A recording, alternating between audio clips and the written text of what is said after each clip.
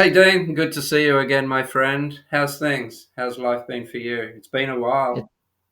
it's been a while. Yes, I've been very busy, uh, but good busy. Yeah, yeah, do tell. Well, besides research, so I'm still pursuing the idea that consciousness plays a role in the physical world using optical interferometers.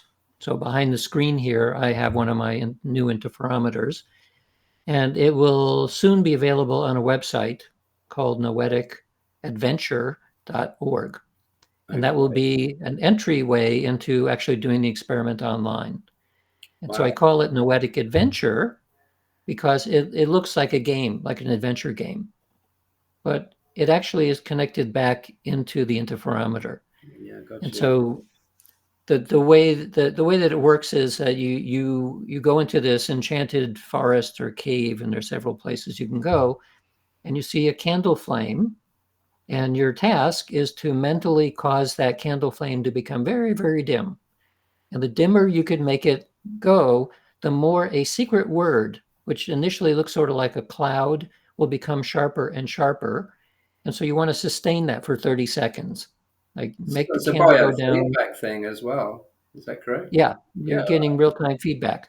So you make the candle flame go down just by willing it, and then the secret word becomes more visible. And at the end of 30 seconds, it says, okay, what's the secret word? And you have four possibilities, and you have to select which one it is. And then you can rest for a little bit, and then it does it again. So there's a total of 10 minutes. It's only 10 minutes. Oh my gosh, I So, can't wait. I want to have a go. Not now. yeah, Not now. yeah, no, it's almost ready to go. It needs a few more tweaks, but yeah, it's almost ready to launch. Wonderful stuff, man. So the reason why I did this is because it's a lot easier, especially online, to do something that feels like a game Yeah. than try to explain. And we're talking about collapse of the wave function, quantum mechanics, blah blah blah. This is when you are paying very close attention to the candle flame. What it's connected to is in the interferometer. That if you can closely watch a spot of light which is in the interferometer, but cause the wave functions that are creating that spot of light to collapse, then the spot of light goes away. Hmm. So pay very close attention to the candle flame. The closer you pay attention to it, the more the waves are being collapsed in the quantum sense, and the spot of light goes away, just like the candle would go away. And so the secret word is there. So I have a way of telling whether you're paying attention. Yeah. Because if it gets to the end of the 30-second period and you weren't paying attention or you're multitasking or something, you won't know what the word is. So Hmm. you'll guess, or maybe you're not paying attention at all and it'll just keep going on to the next episode. And so I can tell during a 10-minute test session, are people really paying attention to this task or not? Wow. So in the laboratory, we can tell if they're paying attention. Online, who knows? It could be a cat playing on the screen. You can't tell anything. This is just a way of getting a little bit extra information about whether they're paying attention or not. Plus, the player is gaining skills, focus Right. skills, and attention skills, which is sorely missing in this world today in your Right. general population. So basically, Yeah. you're talking about magic, aren't you? Mind over matter type stuff. Dare I say that Well, on to a yeah, scientist? you can dare say it because it basically is a form of enchantment Yes, magic. yes. I'm loving this. Yeah. So, okay, so that's one big project I've been doing for a while now. The other project, which is running in the background on my computer at the moment, is that since the year 2000, I've had an online Sci suite, a suite of tests, simple tests to study. And so one of the Sci tests is remote viewing. So you go to a page and it says, in this space on the page, there will be a target image. But the target image will only appear after you enter your description of what you think it is. So it's Oh, a precognitive remote yeah, yeah. viewing. Okay. So for all of the various tests, these are all very simple kinds of tests. We have 300 million trials that we've collected from 300,000 people from 2000 to today. That's Gosh, a lot of data. yeah. And so with a lot of data, you can begin to see patterns that you would not be able to see with smaller scale experiments. So even though we have no idea who are doing these experiments, like who's contributing all this data, Yeah. the underlying idea is that if each of us collectively have these abilities, that with enough data, we'll be able to see it, even in very large populations. Yeah. Okay, so I've been analyzing the remote viewing data. The remote viewing data is a little bit different than the other tests because the user enters words. That is their description of what they think they're going to see. Okay. For each one of the possible images, there's 200 or so target images. I use AI to provide a description, like a neutral description. AI, make a description of this image, and then I match it against what people say. And so I'm using fancy computational linguistics methods to compare these words with those words, the user and the target. So we had 2.4 million trials, of which about 500,000 actually had words on both sides. Ah, So some of them, like sometimes people didn't enter any words, so I couldn't use those trials. yeah. But about 500,000 trials where I could match it. And so overall, over 24 years of data now, even there's 2 years where we weren't collecting any data. You have 24 years of data. It's very, very clear that using this computational method that you can show that the words that people were entering matched the target beyond chance, way beyond chance. Wow. So this would never have been seen without two things. One, a big, big database, 500,000 trials. Yeah. And second, use of machine learning methods. I'm using neural networks to do this.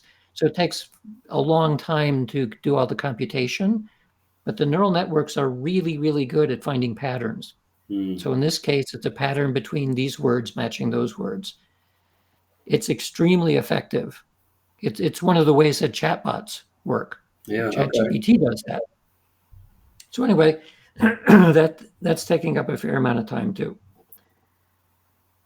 So what else? Oh, what else is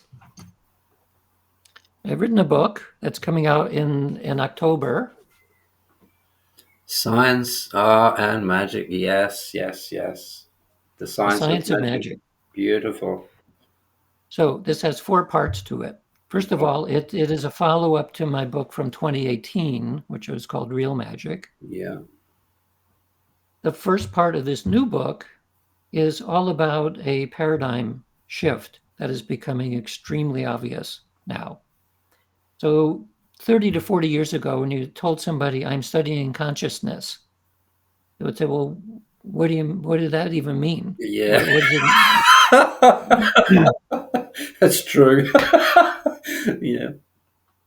And so people who are studying consciousness are people like you, right? Yeah. You're diving into inner space and discovering that the world is not exactly the way we're taught in textbooks. It's bigger than that. Yes, absolutely. And maybe a couple of philosophers are interested in this, and maybe anesthesiologists, because their whole job is to turn off awareness. Yes. But that's about it.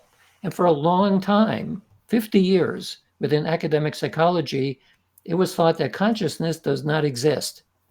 It's an illusion of the brain. Mm. To which my response was always, well, then who's having that illusion? Yeah, exactly. That, yes. Okay. So what has happened over the past 30 years or so is, first of all, psychedelic revolution. Mm-hmm. So people who take the right kind of psychedelic will have their mind blown, and they'll suddenly realize that our everyday awareness of the world is a cartoon. Yeah. It's a very thin cartoon. And the world at large beyond that is way more interesting. Oh. I mean, in many, many ways. And so that's part of it. The other part is meditation becoming mainstream. Mm-hmm. What used to be considered super exotic is now paid by insurance, so it's mainstream. Yeah, yeah. It was hippie That has stuff opened there up, for a long time. yeah.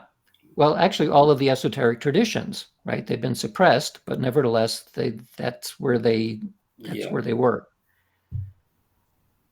So what has happened now is, as a result of a conference about 30 years ago, on consciousness, it was called Toward a Science of Consciousness. That was one of the first big conferences like this. David Chalmers is a philosopher who came up with the idea of the hard problem of consciousness, which is, how does 3 pounds of neural tissue in your head give you an inner sense of experience? Yes. That's the hard problem, because we have no idea how a hunk of matter, like in the brain, can give rise to the sense of, I feel like I'm myself. Like I'm a person. I have awareness. That problem is not solved. It has never been solved. And more neuroscientists and physicists and biologists and psychologists are beginning to realize that the assumption that the brain gives rise to consciousness may not be correct. At all. Yes. Yay. But nevertheless, that's been the dogma for many, many years. That's the way it supposedly is. It's not working, which means we need to entertain other ideas about consciousness. Okay. So recently, a guy who runs a show on TV called Closer to Truth he interviews people from a very broad range, mostly about consciousness. He recently published a paper in a good journal that was about 150 pages long, which is like a short book, which is very unusual for a journal article. And it was called The Landscape of Consciousness. And so he put together all of these interviews he had done into to provide simply a landscape of what do people think about consciousness. And so up until, again, around 30 years ago, people may have had 2 or 3 different models about what's going on, most of them materialistic. In his paper, and then subsequently adding on to it, there are now 320 theories about consciousness. About half of them are materialistic. Yeah. But the other half are not materialistic. And this is new, because it means that half of the 300 theories out there are something beyond materialism. Yes. Yes. And so one slice on it is called the safe word anomalous. So the anomalous stripe, of which there's probably 30 or 40 different theories, includes some of my work, which means basically magic. Yeah. Except that this is not magic as a regression to the past, right? We associate magic with superstition and all that stuff. Yeah. I see it rather that what's happened when you look historically about what people thought about consciousness, all the way back into Advaita Vedanta and Hermeticism and all of the esoteric literature, consciousness was fundamental. Like that's it. Yeah. It's how all the esoteric traditions go. And then starting 500 years ago with the rise of science, it got retracted for a number of reasons that we don't need to go into, but nevertheless, it became the new dogma. And then 30 years ago, things start to change and has been moving back towards the esoteric ideas. And so what I try to remind people, because I don't want to create scientific panic, is to say, this is not like a circle going back to the past. It's a spiral. Yes. And so we are returning back to similar themes, but we have new language and new methods and so on. It is a refinement and an advancement over what people used to think for tens of thousands of years, which is a much better way of thinking about the nature of consciousness in the physical world. So when you do that, we're now returning back on a spiral which is a little bit higher. That is exactly what people used to call magic. Yes.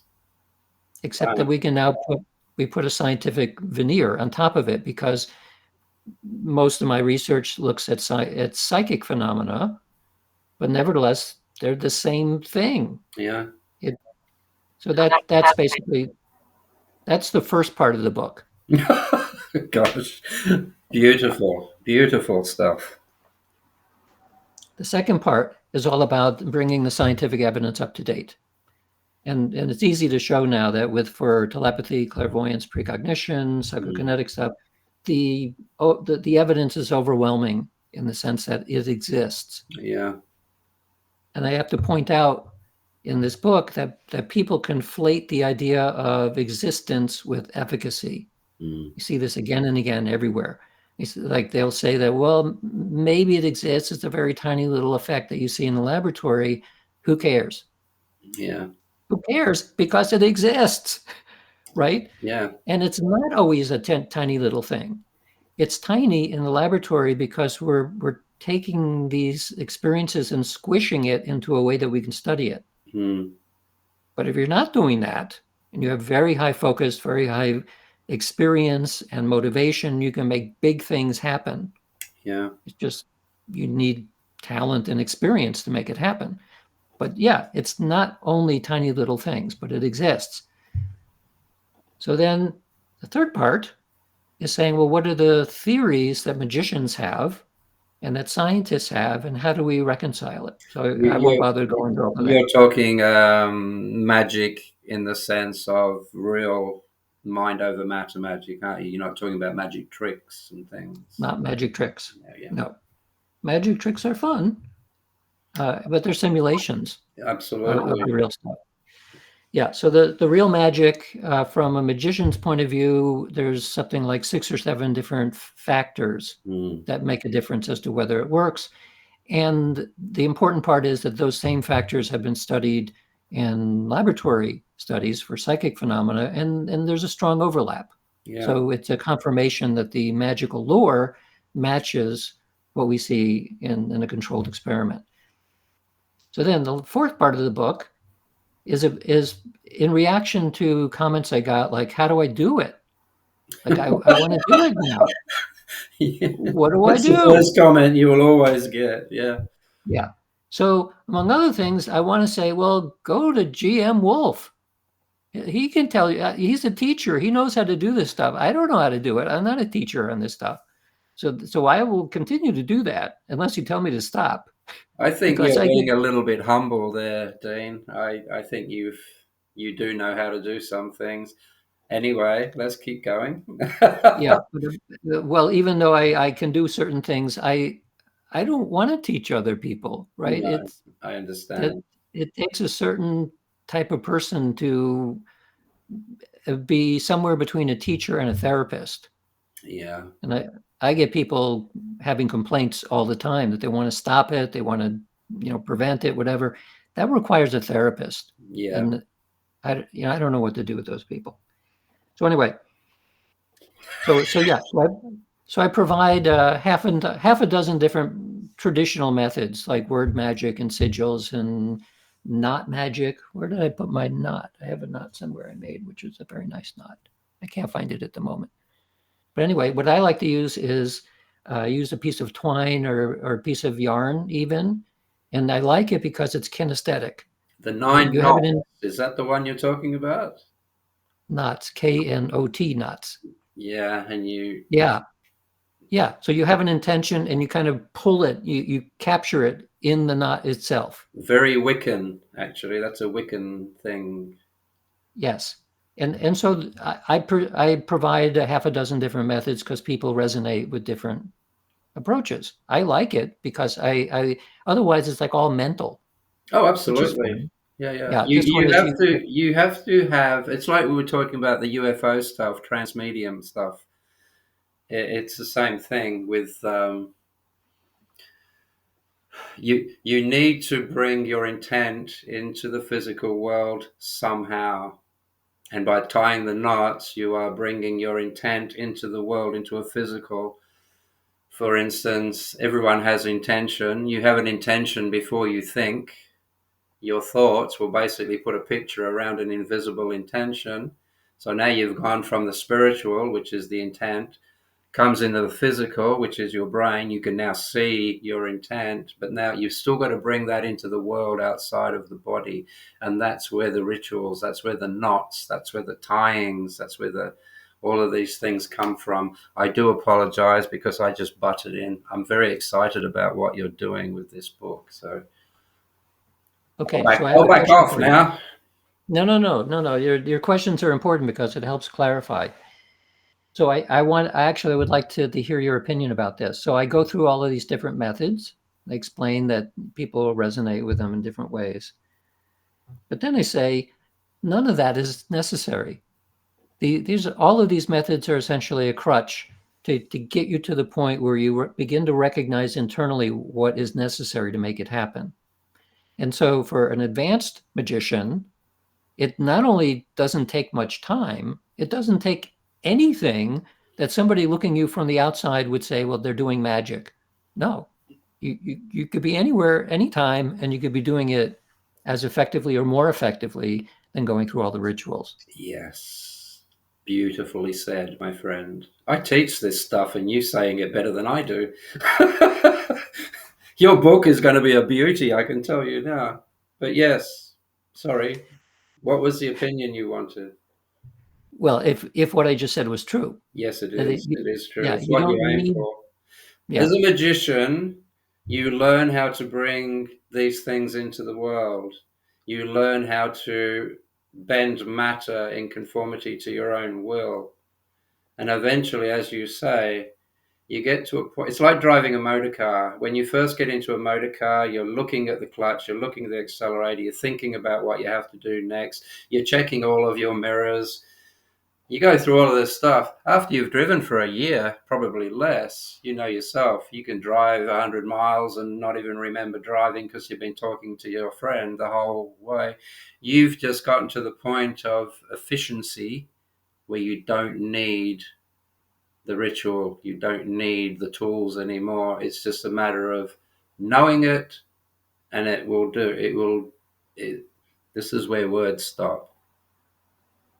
You let the intent come through, you bypass the brain completely.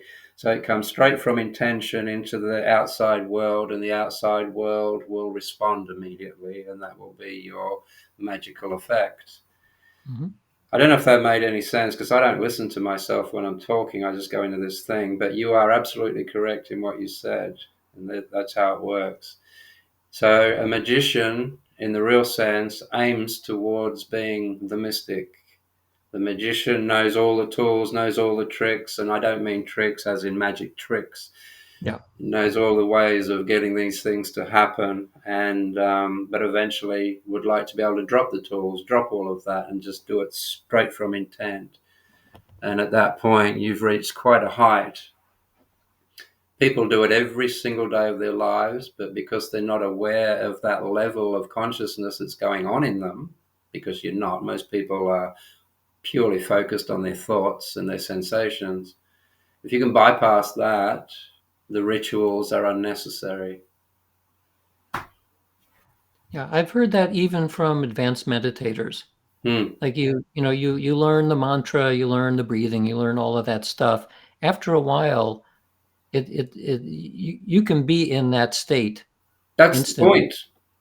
Yeah, That's the point. It's yeah. the same with the drugs.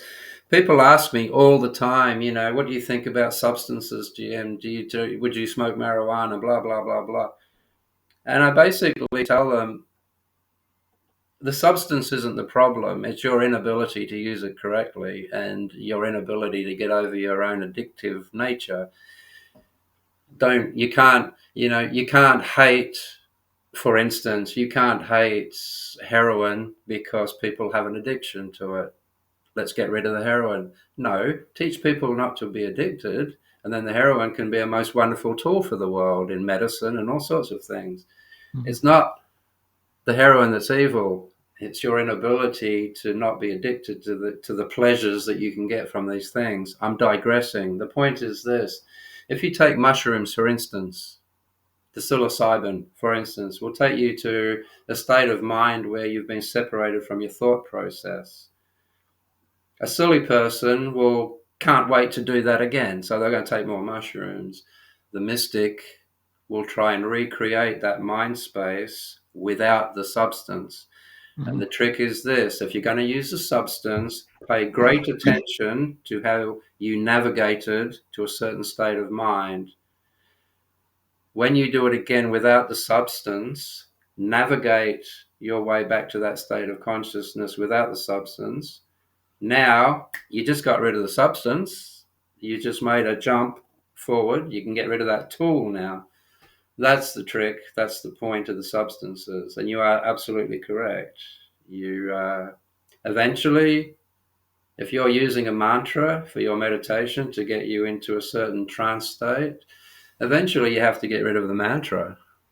Eventually, the mantra is purely a way of taking 100 million thoughts and breaking it down to a very few. For instance, Om Mani Padme Hum. If you connect those words up in your head, now instead of there's rain coming, did I shut the front door, have I turned the gas off, instead of those thoughts, you've got Om Mani Padme Om Mani Padme Om, and you're going to feel a great peace with that. Not because of the mantra, but because you've gotten rid of a hell of a lot of unnecessary thought. You will then, your average person, unfortunately, will give the credit to the mantra.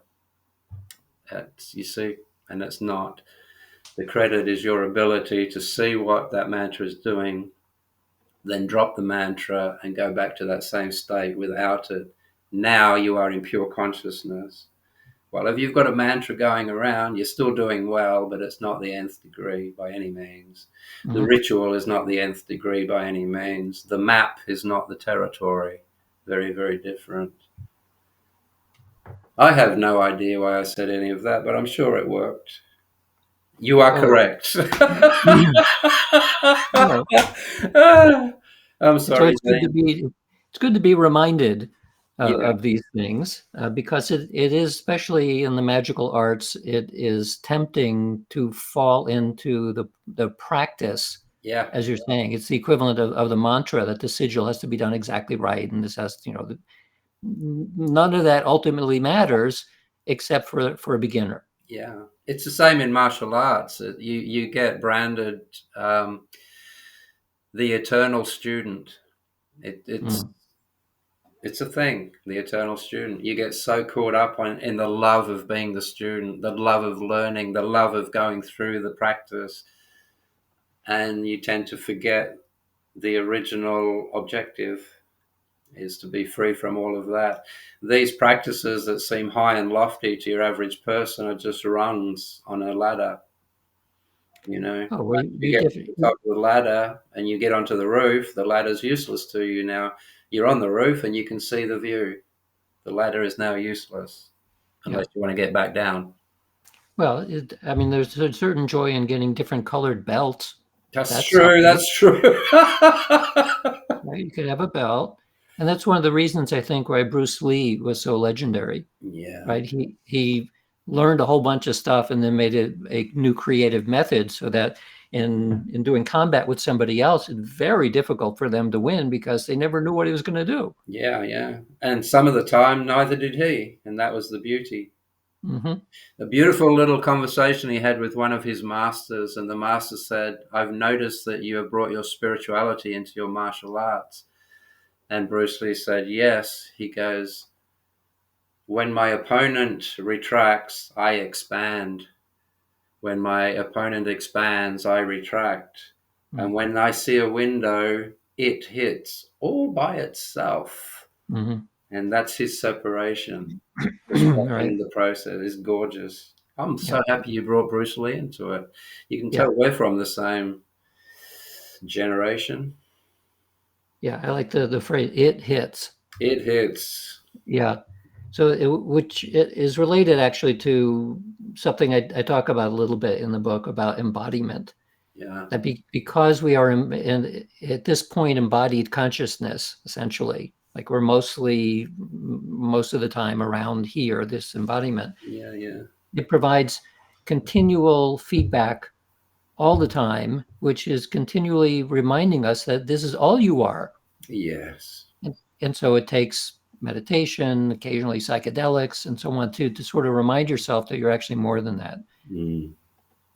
So that's my magic. Uh, that's So the magic. where are we in your book right now? Or we're still in the fourth part, aren't we? The fourth Yeah, book. we're in the fourth part, but then I just wrap it up at the end was by saying, well, the magic part and all that's fun because people are interested in manifestation, but who cares? Like, Mm. what difference does it make? And so the argument that I have in it is one of the things that happens when somebody has an experience called psychic, magical, mystical, whatever, is that it's transformative. Mm. It transforms from whoever they were before into a different kind of person, Yeah. sometimes very quickly and permanently. So Mm. the one that most people are familiar with is a near-death experience.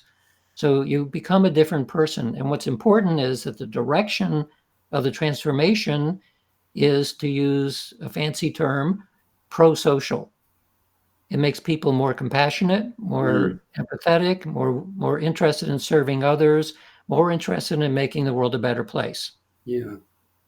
And so one of the reasons why the scientific study and even the personal practice of these methods is it takes us from aggressive monkeys who are only interested in self-fulfillment into like almost a different kind of a civilization, one where we're genuinely interested in others and helping to support everyone.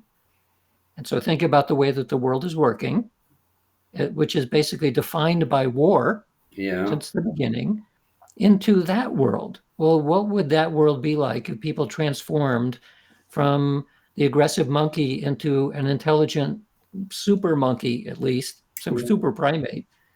It would be wonderful. Mm. So that's why this is more than simply an academic exercise or figuring out how to do magic because you want to win the lottery or something like that. It actually has consequences for the entire world and our species and all species. Absolutely. It's a transformative process for the species. And of course, you have the whole if you better your mind somehow, that translates into everyone else in the world being better, life being better for everyone. It might be minuscule, but it's changed just because of one thing that you've done and another thing that I've done. Getting back to that whole thing, if you throw a pebble into a lake, it might not seem like the lake has changed, but it's different now. It has another pebble in there. It's got a different shape to it. And the more people that can strive just to be being better, a better person, every day in every way, be better. And if that's your objective, yeah, wow, what a wonderful world it would be. Isn't there a song there somewhere that does that? What a wonderful, yeah. Yeah, there is. Yeah, yeah. But it would be, So the yeah.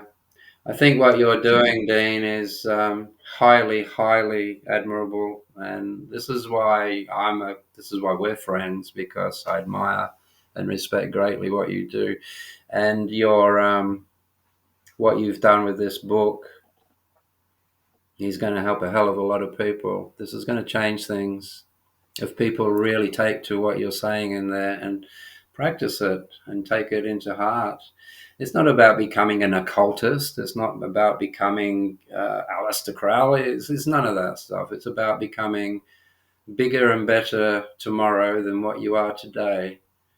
And if you can just every day be a little bit better than what you were yesterday, and if everyone in the world does that, what a wonderful place it would be. And what you're talking about and your project and that book pretty much shows the ways and the methods of doing that in such a way that anyone in the world could pick it up and find a method in your book that they can use, that they can relate to, and then find that wonderful, peaceful, higher state of mind, and then watch the magic as it happens and unfolds. And then you will realize in the pattern of just watching your magic unfold, even though you don't think you're doing it, you will see patterns starting to occur in your life. And you'll start to think, I just thought about that last night and it's happening today. What? How many times have you done that? You know, how many times have you said something and the next moment it comes on the TV? Someone says word for word what you just said. It was that precognition? Was that remote viewing? What was that? Was it a coincidence? Just looking into it expands your mind. Having the balls to Mhm. look into these things will expand your mind because you're breaking free from your paradigm. And that's the main thing. Break free from your paradigm. Once again, I've just gone off on a tangent, my friend, but no, no. We all have riffs, right? I We mean, do. we have stories, but and they're teaching stories, right? And actually, the other thing I wanted to mention about my book is the other books tend to be sort of academic. I mean, I write it for a popular audience, but I don't have much of myself in the book. In this one, I actually talk about my own experiences in both experiential stuff, but also things that I have done and things that I have seen to make it feel more human. Yeah. Like scientists are human too, so I put that in the book, and people so far who have read it say, yeah, it resonates with that. So would it be fair to say that this book is is the book that you've always aimed to produce? Because you've written a lot of books, you've got a lot of Yeah. stuff out there, and they're all good. But would you say this is the one that you really wanted to nail, and the other ones were just leading up to this one? Or do you think you'll write No. another book? Oh yeah, yeah. Because this book still is intended for the popular audience who Okay. it could be for scientists who don't know very much about the topic. But yeah, it's sort of covering in that sense. But I have at least one other book I want to write, which is about the physics underneath this, Oh, no. because physics is changing Mm. quickly and it's becoming more and more compatible. And I mentioned this a little bit in the book, but it's complicated to get into, and it would need a book length really to unpack it. I got you. So that's, and it would also be a way of helping me to summarize and tie up all of the physics-oriented work that I've been doing. The Hmm. challenge is, how do I write it in a way that anybody can read it and actually understand it? Yeah. Which is a problem Yeah. because hardly anybody understands, including physicists, what's actually going on. We're talking about interpretations of modern physics. So that's back in my mind somewhere.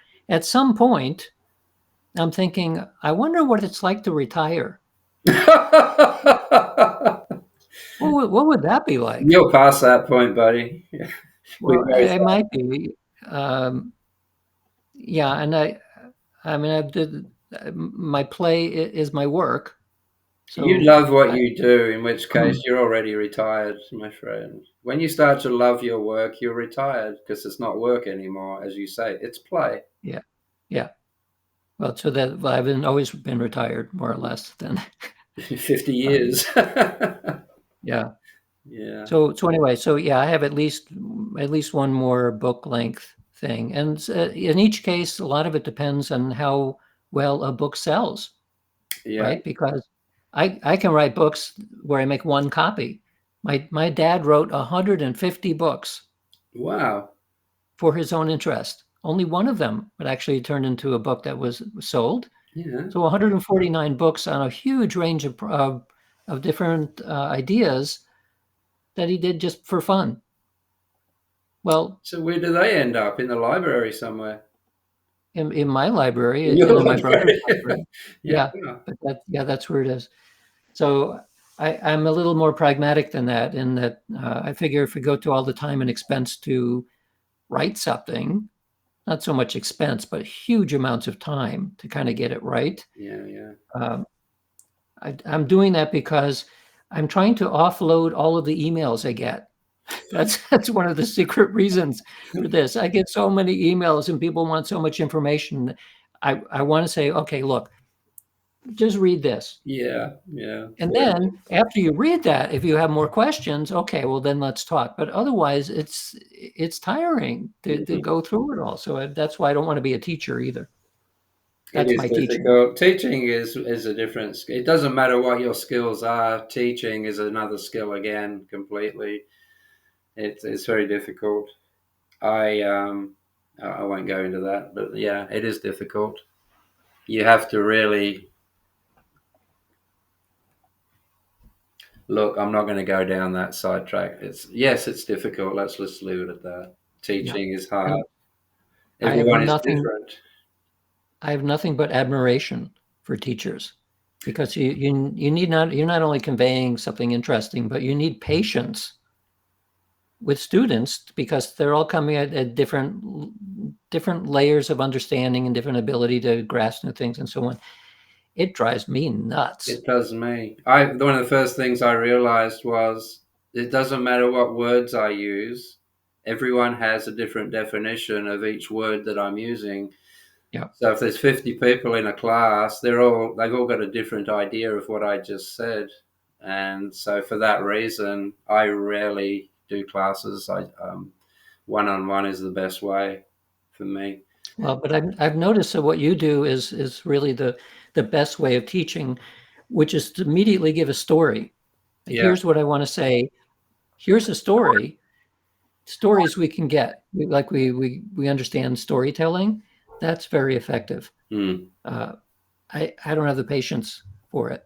Like, I have so many things that I'm doing and thinking about and so on. I will put it into a book as best as I can, but then Yeah. that's about it. Someone has to do what you're doing, Dean, and you're it. That's what I figure. Yeah. Yeah, we all do what we do best. Absolutely. If everyone saved the Well, whales, no one would save the trees. If everyone was saving the trees, no one would save the, I don't know, guinea pigs, whatever. But you get the point. Yeah. yeah. So I'll just say one story that I put in the book, which I'm pretty sure I hadn't mentioned anywhere else. All right. And that's how the book opens this way. So it opens with me saying, I've been invited to give talks to various military organizations, one of which was at the Naval War College, which is a place where generally people go, and it's after the Naval Academy, so they're already officers, but then now they're advancing their career, and so there's captains and commanders and eventually admirals going to this. So I was invited to give a talk a couple of years in a row to a special group that was moving out of frontline tactical thinking to be promoted into strategic thinking, because that's more or less what happens. If you're a grunt level person, you're constantly doing tactical stuff. The higher up you get in the military and even in organizations, the more and more you have to think in strategic terms. Yeah. So Yeah. this was a special group for training strategic people who are going to be promoted. So one of the talks, I was talking about telepathy and how we know that it's real. So you go through all this stuff about science. So that talk finishes, we take a break. Two guys come up. They're both submarine commanders.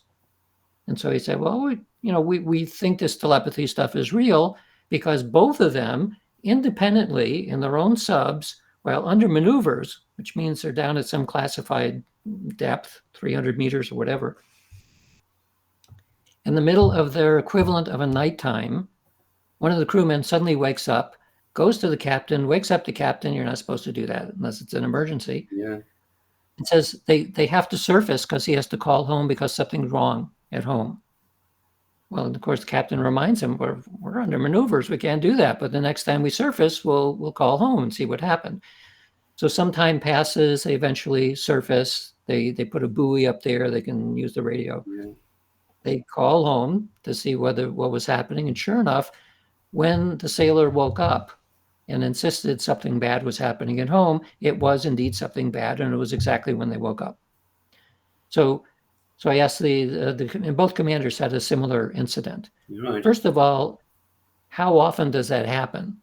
How many false positives? They have people waking up all the time and saying, I need to call home? Yeah. Never. They both had one instance like this, because as you can imagine, people who become submariners are extremely stable psychologically, and they know they're going to be submerged for months and they can't contact anyone. So it's very unusual. But both of those two times, it turned out to be correct. Now, it's important as a story, not simply that it happens, but it is happening when the sub is at a level where no ordinary communication can get there. Yeah. So 300 meters of seawater is extremely effective in blocking any known signals, which of course is the reason why a submarine is useful. Yeah. Because you don't know where it is. It turns out that there are methods. You can use extremely long frequency electromagnetics. Very, very long. Like one wavelength could be many, many miles long. Oh, wow. And so those can penetrate even deep into the ocean. Yeah. And so for a submarine to pick up these kinds of signals, like if you imagine there's some kind of emergency and it's below some depth, but you need to tell it to surface because it needs to get information. You need a way to send it a signal. So the submarine can drag along a cable behind it that might be miles long, which is an antenna, which is be able to pick up these waves, these electromagnetic waves, which are very powerful and being blasted around the world. Most people, most of the time, you'd never know it because they pass through almost everything. Yeah. But the submarine knows the frequency, they can pick it up, and it's like an alert signal. But if you look at what kind of information can transfer in that, it's like one character, like one letter every couple of minutes. Oh, That's the amount of information you could transfer because it's such a long wave. yeah. So the person who's waking up from a dream has like a full-blown out-of-body thing happening where they know exactly what's going on. If you think about the amount of information that's actually being transferred, it's huge. Mm. So it's not electromagnetic. So what is it? It's Well, mind. in that case, it's out-of-body consciousness. It's non-local consciousness that was focusing in on people who they cared about, and they're constantly looking at them unconsciously. And it just happened to rise to their level of awareness within a dream state. Yeah. So mind So is transmedium. it's more than transmedium. It is. It's It all, really kind of all suggests, pervasive. The question for yes, me is, was there any traveling necessary between what was happening at home and the submariner? Was there a distance? Or are we talking quantum entanglement where it's just an immediate knowing, in which case it's not even a transmission, it's a connection? Does that at make sense? that stage, at that stage, the notion of space and time don't make any sense at all. That's And right. even, entanglement is a way that we think about the physical world is connected somehow. And no, it's that these phenomena are not in space-time. Mm, And so we essentially are projecting the idea of space-time because that's what we're reminded about all the time, yeah. all the time. But somehow outside of that space, wherever consciousness is, it's like we talk about it. It's eternal. It's Yes. not in time. It's also not in space. So it's like omniscient. It's all of Yes. those terms that are used for God and that sort of thing. Yeah. That's where that space is. So everything is always there, always. Beautiful. And that's what we're using. Or it's using us. Or we are part of its functioning. Or I just shut the hell up and not try and put any words on it yet because we don't have a language for it yet. Yes. The true language at this point is ineffable because everyday language fails We're coming immediately. across things that we haven't seen before, and therefore we don't have a word for it. Yeah. You know, if Yeah. I So show the you something Eskimo, you've never seen before and I say, "What's that?" You'll go, "I don't know." And it's the same with yeah. consciousness and the effects Well, of consciousness. It's if there's anything that bothers me when it comes to teaching these things, it's the lack of terminology. Mysticism is thousands of years old, as you know, and we do have our terminology for these things, but no one outside of the mystical realms knows these terminologies. So we have to bring it down into English, and English doesn't have the words for it. So we're in a position now in life, I think, where this generation is interested in these things. The next generation is going to be even more interested in these things. So we've got to come up with a language whereby we can start to teach these things. We've got to give names to some of the effects that we see, some of the anomalies. You know, once we give it a name, is it an anomaly anymore? All of this stuff. Am I off track yeah. here? No. It's very important because it is true that a lot of the difficulty in thinking about these things really does devolve down to language. Yes. So the mathematics is much more extensive, Yeah. except that it's also abstract. Yeah. Like I mentioned I'm doing this analysis of remote viewing data, and I'm using a way of taking words and exploding them into 300 dimensions. So Gosh. it becomes a mathematical vector with 300 dimensions. So, we know one vector, and we know two vectors and three vectors. So 300 dimensions. It captures the essence of words. And the way that it is done is you take all of Wikipedia and all of other places that have a lot of words in them, and you take a specific word and you say, well, what words is it near? Like what simply that like that simple. Take words and see where are they and how are they used. You can create a mathematical idea of capturing that, and then you can create as many dimensions as you want. And the longer the dimension, the richer and richer the concept of that word is. Mm. So eventually, as we get more and more words like entanglement, which kind of gives us a feeling of a little bit about what that is, we'll have words that have much, much richer meanings. Yeah. And that's where they will returning to this idea of a spiral.